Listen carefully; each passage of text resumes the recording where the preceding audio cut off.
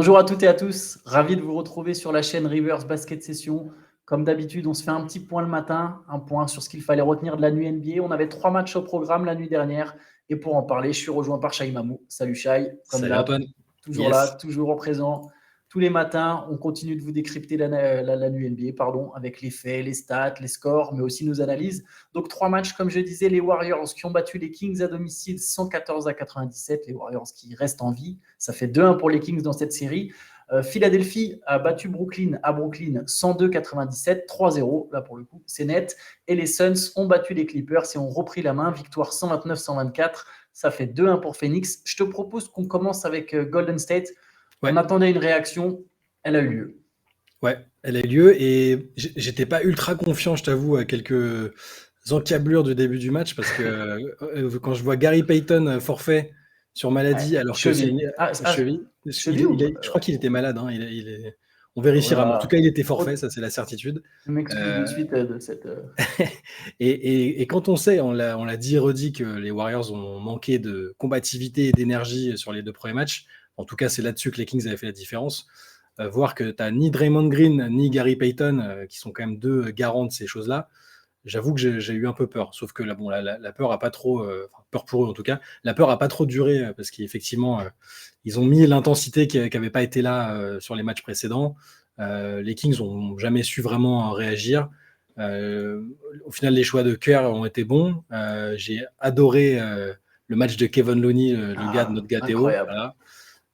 Il a été excellent. Je veux dire, sans scorer, enfin, le mec met 4 points, mais il prend 19 rebonds, 20, fait 20, 9, 20, 20 20 rebonds. rebonds, ouais, il y en a Ouais. un que j'ai, tu vois, et 20 rebonds, et 9 passes. Enfin, il a été, alors que c'était le seul big de l'effectif, pour ainsi dire, et il a été super.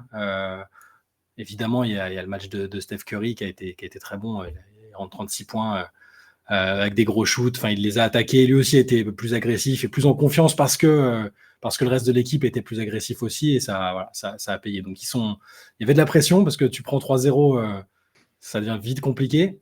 Ils ont vraiment réussi à se réveiller, c'était l'important.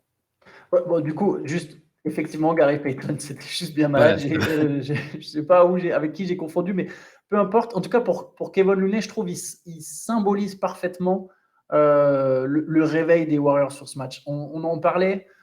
Après les 2 premiers matchs, on disait la plus grosse différence, c'est le manque d'envie. Il y a une équipe qui a faim, l'autre qui joue avec un peu de suffisance. Et là, vraiment, il y a eu de l'intensité.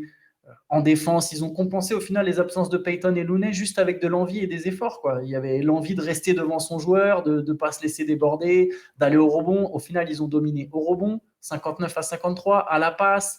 Ils perdent moins de ballons, ils volent plus de ballons. Ça va un peu de pair, mais Ouais. il y avait vraiment dans les efforts. Et je trouve que Looney, il a parfaitement représenté tout ce niveau d'intensité mis par les Warriors. Je pense que c'est l'homme du match avec Curry. Et voilà, on a revu aussi les drives. On avait déjà vu un peu dans le game 2 que la défense des Kings, bah voilà, elle est perméable sur les drives. Et là, pareil, les Warriors, ils n'ont pas hésité à agresser jusqu'à pousser Sacramento à la faute.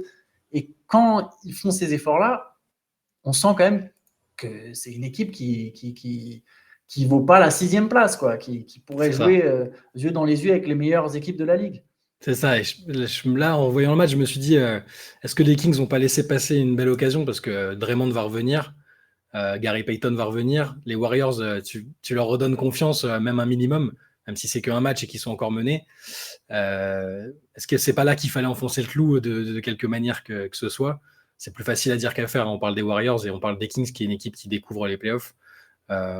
Mais je suis curieux de voir comment ça va se passer sur le match 2, justement. Est-ce que les Warriors vont pouvoir, sur le match 4, pardon, est-ce que les Warriors vont pouvoir maintenir ce niveau d'intensité, d'agressivité? En tout cas, ils ont fait ce qu'il fallait. Il ne faut pas qu'il y ait d'enflammade d'un côté ou de l'autre. Les Kings sont toujours en contrôle et les Warriors sont au moins toujours vivants. Oui, Sacramento a aussi beaucoup manqué d'adresse, même si ça s'explique par la défense. 38% au tir, 11 sur 47 à 3 points. Je pense que ça doit être leur deuxième pire performance de la saison à 3 points. Après, bon, les Kings, le risque, et c'est ce qu'on soulignait déjà à un moment, c'est si tu te retrouves à 2-2, le dynamisme, en fait, le momentum, il a changé. L'élan de la série, il a changé et tu arrives sur un Game 5 à domicile où tu as beaucoup plus de pression et tu n'as pas forcément cette expérience. Je pense que les Warriors, ils avaient besoin d'une piqûre, de quelque chose.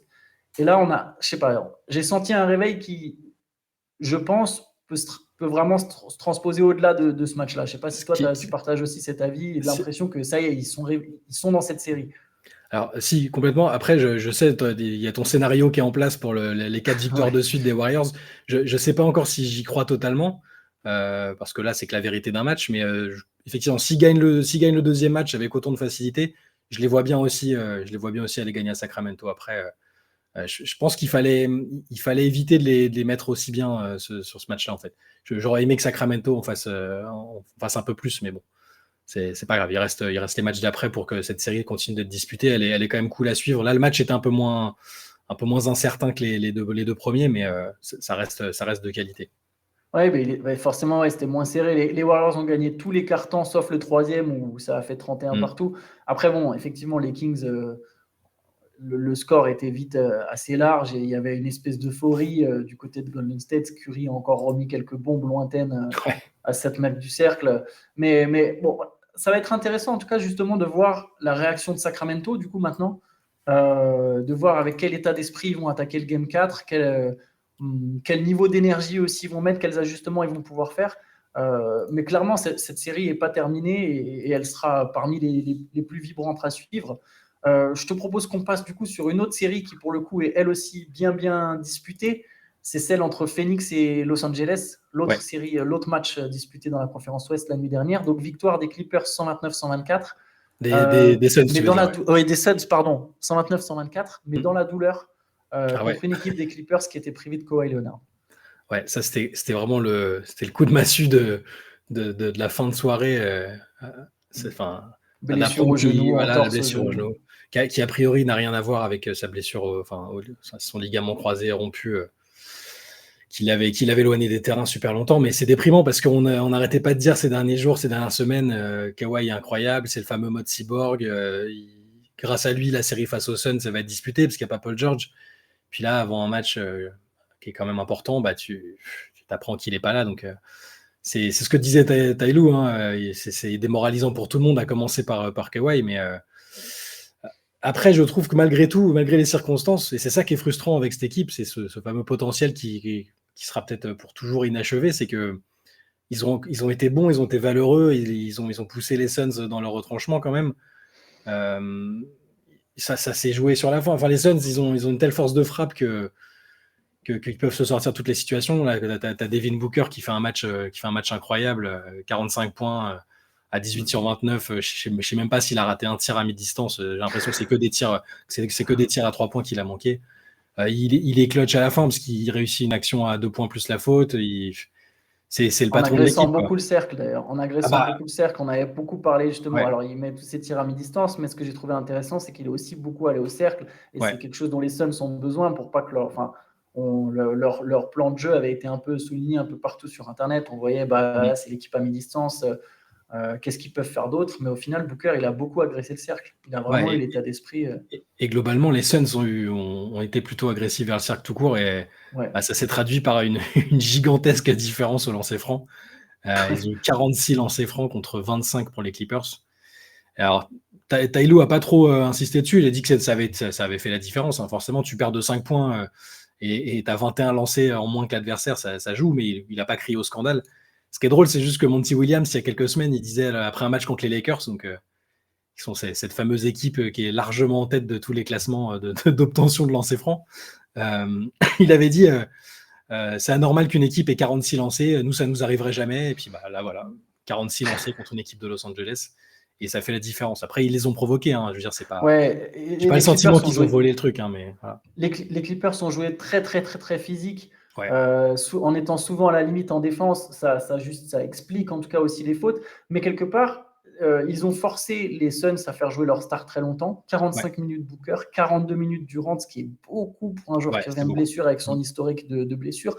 41 minutes pour Chris Paul qui bientôt va finir sous assistance respiratoire. Franchement, ils ont réussi à forcer même s'ils perdent ce match, ils forcent les Suns à faire jouer leur trio très grosses minutes en leur imposant un gros défi physique, et dans 2 jours ça rejoue. Donc vraiment, il y a de la combativité, comme tu le soulignais, que je trouve très intéressante. J'ai bien aimé aussi le choix de Tyronn Lue de miser sur du small ball. Ah ouais, c'était ultra small, ouais. Ça a vraiment, vraiment bien marché. C'est simple. Dans le 5 des Clippers, Zubac, il finit avec -5 en différentiel. Bon, c'est pas du -30 et le différentiel n'explique pas tout, mais quand ils ont joué sans Zubac, j'ai trouvé qu'ils mettaient à mal DeAndre Ayton, qui est mobile, mais pas suffisamment mobile pour aller courir dans un corner quand il y a la balle qui ressort pour un tir à 3 points. Je pense qu'il y a quelque chose vraiment à creuser. Je me demande honnêtement s'ils ne vont pas jouer 40 minutes small ball sur le Game 4. Après, c'est très fatigant, ça demande de courir, mais...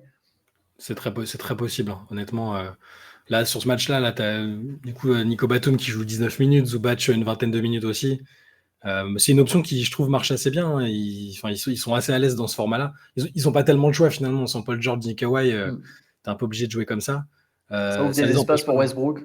Voilà, Westbrook, on peut revenir dessus encore. Je le dis à chaque fois qu'il y a un match des Clippers depuis quelques semaines, mais autant j'ai pu être très critique avec lui en pensant qu'il était peut-être même fini pour le très très haut niveau. Autant ce qu'il fait, c'est encore admirable. Là, le tandem qu'il a formé avec Powell, qui met 42 points, hein, sa première mi-temps est énorme, et après il a quand même été encore bon. Et Westbrook fait 30 points, 12 passes, 8 rebonds. Et c'est lui qui a porté l'équipe au niveau fighting spirit, tout ça. Il est admirable, il y a juste rien à dire. Avant, il y avait peut-être sur le match 1, il y avait surtout l'état d'esprit, parce que je rappelle qu'il avait shooté à 3 sur 19. Là, il y a l'état d'esprit et le bon niveau de basket, comme on le connaît. L'agressivité. Exactement. Tu vois, même à 3 points, il hésite moins. 3 sur 7 à 3 points, il y a tout. Au moins, si cette série peut avoir servi à quelque chose, c'est peut-être d'avoir au moins redoré un peu le blason de Westbrook, et il le doit qu'à lui-même. D'ailleurs, l'ironie, c'est qu'à un moment, le match aurait pu basculer. Je trouve qu'il y a une faute qui n'est pas sifflée pour Westbrook. Tu étais d'accord avec moi, d'ailleurs, quand on regardait le match. Oui, en live, on se l'est dit en live. Ouais. C'est un peu rude. Il part en contre-attaque. Il aurait pu avoir 2 lancers et ça aurait pu changer plus ou moins la dynamique de la fin de match. Mais moi, j'avoue, je vais faire mon mea culpa sur Westbrook. Faut savoir aussi, faut savoir reconnaître ses torts. Je n'imaginais pas qu'il aurait pu avoir cet impact en signant aux Clippers. Personne, Je trouvais que Tyronn Lue en faisait trop en disant on récupère un All-Star, etc. Et là, dans cette équipe, il joue comme All-Star. J'ai l'impression de revoir le Westbrook du Thunder, plein d'énergie, plein d'agressivité. C'était moi j'adorais ce Westbrook-là, un espèce de cataclysme à la fois pour ton équipe et pour l'adversaire, mais au final plus souvent pour l'adversaire, donc toujours plus souvent en ta faveur. Et mine de rien, les Clippers ont quand même une très grosse profondeur de banc par rapport aux Suns, où d'un match sur l'autre, Monty Williams, il lance un joueur, il en lance un autre. Alors je suis content là, Damian Lee joue un peu plus, je pense que c'est une bonne chose. Ouais. Mais voilà, c'est pas vraiment sur qui compter. Ça a été un de nos points de la late session, c'est quel joueur des Suns va se révéler en sortie de banc. Pour l'instant, on ne sait pas trop. Et il y a peut-être quand même une carte à jouer pour les Clippers, en tout cas pour faire prolonger cette série, même sans Kawhi et Paul George, et éventuellement peut-être récupérer Kawhi à un moment. Ouais, moi, malheureusement, je redeviens pessimiste avec les Clippers parce que on ne sait pas, Kawhi est absent là, il va être en game time decision après. Alors bon, là, il était au bord du terrain, il avait l'air impliqué et tout. Bon, ça c'est bien déjà. Ça n'a pas toujours été le cas avec lui. Il avait tendance un peu à disparaître. Là, il était là, mais malheureusement, on ne peut pas être sûr qu'il soit là sur les matchs suivants. Et pour moi, c'est rédhibitoire contre les Suns. Par contre, ce qui est intéressant, ce que tu as dit sur la profondeur un peu douteuse des Suns, moi là je serais à la place du prochain adversaire théorique des Suns, je me dis il y a des choses à exploiter, quoi. Chris Paul est pas bien, clairement. Sur l'adresse offensive, 5 sur 18, à la fin il rate 2 lancers qui peuvent coûter cher, et tu sens qu'offensivement il est pas bien et défensivement il est très attaquable, et je pense que les équipes vont recommencer à l'attaquer, et la rotation est toujours aussi incertaine. On ne sait pas trop qui est capable de vraiment impacter d'un soir à l'autre. Donc après, tant que tu as ce tandem Booker-Durant, avec Durant dans le siège du passager, comme je le dis depuis qu'il est là, qui prend du recul en étant un peu respectueux des statuts, et qui n'a pas encore fait cette prise de pouvoir dont ils auront peut-être besoin à un moment. Tant qu'ils ont ça, je veux dire, il n'y a pas trop de soucis. Torrey Craig est aussi un excellent role-player, il fait une super série. Il fait la série de sa vie. Voilà. Donc les Suns, là, c'est pour ça que j'aurais aimé que Kawhi soit là, pour vraiment tester les Suns jusqu'au bout. C'est ça qui est dommage. Après, juste pour Durant, je suis d'accord, hein, je partage ton constat du siège passager, mais quelque part, je trouve aussi qu'il pousse tellement les Clippers enfin, il porte l'attention de la défense, quoi. Dès qu'il a le ballon, on sent que toute la défense des Clippers est quand même tournée vers lui. Je Ouais. pense que ça facilite aussi la vie de Booker. Et quelque chose que je voulais souligner sur Booker, il y a ses 45 points, mais il y a deux autres stats que je trouve intéressantes. C'est 3 interceptions, 2 blocs. Euh, Ça traduit, je trouve, l'intensité défensive qu'il met. Booker, ça n'a pas été toujours quand même Non, c'est clair. ses caractéristiques. Et là, on a Mm. vraiment un joueur qui est agressif des deux côtés du parquet, qui est impliqué, qui prend le leadership. On le voit sur le terrain. Il dit à Kevin Durant, vas-y, va te mettre là-bas. Même à Chris Paul, c'est lui le leader. Il est le leader dans la voix, il est le leader dans l'exemple. Je trouve ça vraiment très, très intéressant, la prise de contrôle, de pouvoir de Mm. Devin Booker sur cette série. Ouais, complètement d'accord. On peut donc passer au dernier match. Donc les Sixers qui ont battu les Nets, un match houleux. Ah ouais. C'est presque, moi perso, c'est ce que je retiens du match, encore plus que ce qui s'est passé sur le terrain. Enfin, c'est Ouais. vraiment ces espèces de tous les accrochages. Donc, je les résume je les résume brièvement. Tu me dis ce que tu en penses. Mm. Il y a donc James Harden, j'allais dire Harden. James Harden qui a donc été expulsé parce Mm. qu'à un moment, son bras ou son coude a heurté les parties intimes de Royce O'Neal. Il a directement été sorti. Ouais, j'ai pas compris. Ça semblait un peu pas intentionnel, justement, ça semblait un peu involontaire. Mm. Par contre, Joel Embiid, qui au bout de 3 minutes de jeu a mis un coup de pied intentionnel dans les parties intimes pour le coup, mais il les a ratés. Ça a tapé plutôt l'arrière de la jambe de Nicolas Claxton. Mm. Lui, il a juste pris une faute flagrante de niveau 1 sans se faire expulser. Ouais, non, c'est compliqué parce que là, bon, Claxton, il veut lui faire une Iverson en faisant mine de le piétiner. Donc l'autre prend ça pour un manque de respect, donc il met un coup, mais euh, plus que cette non flagrante 2 pour Embiid, l'expulsion d'Harden, je la comprends pas. Ouais.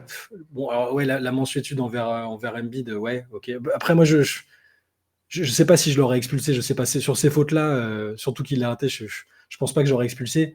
Mais Embiid ou Harden? franchement, presque les deux en fait. Ok. Parce que, alors, ouais, moi j'aurais vraiment, je pense que j'aurais expulsé personne parce que c'est pas non, enfin, c'est pas pour dire la ligue est devenue soft, machin, pour faire l'ancien, mais c'est pas non plus un truc, c'est pas une agression caractérisée, c'est une mauvaise réaction Ouais. qui mérite, qui mérite une, voilà, et tu prends une technique et Oui, c'est réglé. il a pris sa faute flagrante, juste niveau 1. Voilà. Quoi. Mais- Mais bon, réclamer l'expulsion, c'est peut-être un peu. Voilà. Par contre, ouais, la cohérence des arbitres sur l'ensemble des rencontres, c'est plus discutable, quoi. Parce que Draymond se fait expulser pour un. Bon, il marche, hein, il marche sur le gars, c'est un peu différent, mais. En fait, c'est l'arbitrage dans le match, je l'ai pas compris. T'as Claxton aussi qui se fait expulser à la fin parce qu'il a Mais pour toisé, deuxième technique, ouais. il a repris une technique. Enfin, je sais pas. Le climat du match, en partie lié à l'arbitrage, à la façon de se comporter, parfois des Sixers aussi. Tu vois, parce qu'Embiid sur le coup de Claxton, t'as Embiid qui réclame l'expulsion, qui fait un peu de cette cinéma. Je sais pas. En fait, j'ai pas aimé l'atmosphère du match parce que Moi non plus, ouais. les, Bon, après, les- c'est les les Nets ont playoffs, essayé mais les Nets jouent dur, agressif, un peu méchant pour essayer. C'est leur méthode pour essayer de décontenancer les Sixers et les Sixers y répondent pas super bien, je trouve. C'est pas très encourageant pour la suite, je trouve. ouais, moi, c'est un peu aussi les déclarations d'après-match d'Embiid où Ouais. ah là, il dit non, mais on voit bien que leur plan de jeu, c'était de me frustrer Mm. et de me faire éjecter. Ce qu'à la limite, c'est potentiellement vrai, mais bon, après, c'est du trash talk, c'est drôle, mais tu vois, il rajoute, je suis trop mature pour ça, pour me faire éjecter, ça, je ne veux pas me retrouver dans cette situation, alors que Ouais. franchement, il passe vraiment pas loin. Bon, je suis d'accord avec toi, ça méritait peut-être pas une éjection. C'est le timing qui est particulier. C'est le Mm. timing après la suspension de Draymond Green, tout le timing est particulier. Euh, Ce qu'on peut noter, c'est que les Nets ont effectivement gêné Embiid. Il prend que 13 tirs, il finit à 14 Ouais. points, mais il met un très gros contre décisif à la Oui, fin. oui, oui. Et par contre, on a encore vu Sur un Dinwiddie, ouais. excellent. Ouais, sur Dinwiddie. Alors, Dinwiddie a la possibilité d'égaliser. Et donc, Embiid le contre et assure quelque part la victoire. On peut parler aussi de la perte de Tyrese Maxey, 25 Ouais. points. Encore une fois, excellent, Maxi. Très bon, ouais. Il égalise sur un shoot à l'entrée de la dernière minute, juste après, dans la dernière minute, je crois. Les Nets s'étaient repassés Ouais, devant. il met 8 points de suite pour Ouais. transformer 5 points de retard en 3 points d'avance. Il met le ballon Ouais, pour la gagne les aussi. Nets s'étaient repassés devant parce que les Sixers ont 11 points d'avance à la mi-temps et derrière, je sais pas, le troisième quart-temps est juste horrible de la part de Philadelphie. Et Brooklyn était franchement bien et c'est pas passé si loin que ça d'accrocher le match, hein, honnêtement. Et c'est là que, ouais, effectivement, Maxi était très bon. 25 points à 10 sur 17. Harden, jusqu'à son expulsion, était plutôt bien aussi, je Ouais, trouve. il a bien joué. C'est Ouais, peut-être le meilleur Harden de la série jusqu'à présent. ouais, Encore, c'est dire que c'est pas encore très bon, mais au moins on l'a vu correct. Ouais, et le compte d'Embiid qui, dans un match un peu difficile pour lui et un peu poussif, arrive à être décisif quand même. Moi, ouais. c'est encore une fois, c'est pas sur cette série-là que ça m'inquiète pour les Sixers. Comme je disais, à une autre échelle pour les Suns, c'est vraiment les futurs adversaires qui voient ça. Pour moi, je me dis que c'est pas une équipe terrifiante, quoi, pour l'instant.